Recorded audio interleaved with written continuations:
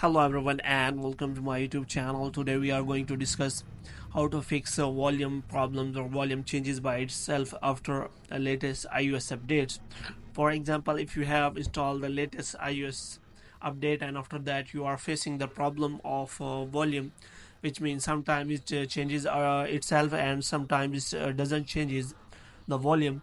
So how you can fix that? For this, what you have to do, you have to simply watch this video completely. So without wasting any time, let's start the video. So first of all, what you have to do, you have to simply go to settings, and after that what you have to do, you have to simply click on general, and after that what you have to do, you have to simply click on software update, and here you have to make sure that you have installed the latest iOS updates. And after checking that you have installed the latest iOS update, what you have to do, you have to simply again go to setting, and after that you have to go to general, and after that you have to scroll it down until you find the option of transfer or reset iPhone. And here what you have to do, you have to simply click on reset, and here you have to simply reset all of your network setting. And after resetting all of your network setting, you have to simply go back, and after that you have to simply go to sound and haptics.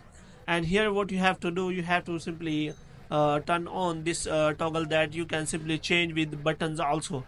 So here if you turn this on, the volume can be used to adjust the volume of the ringtone and alerts, which means you can simply use volume button to adjust the volume of ringtones and all the detail. So here what you have to do, you have to simply check all the details related to that. You can simply check all the notification related to volume changes, and after that you have to simply go back. And after going back, you have to simply check now volume changes by buttons or not. And if it is not changing and it is changing itself, then what you have to do, you have to simply ask the solution or the problem to the Apple support, and after that you will get a solution of the problem. If the problem is still there, then what you have to do, you have to simply wait for next iOS update, so that this error can be solved by the latest iOS update. So hope you have liked this video. If you get more videos like this, you can subscribe our channel.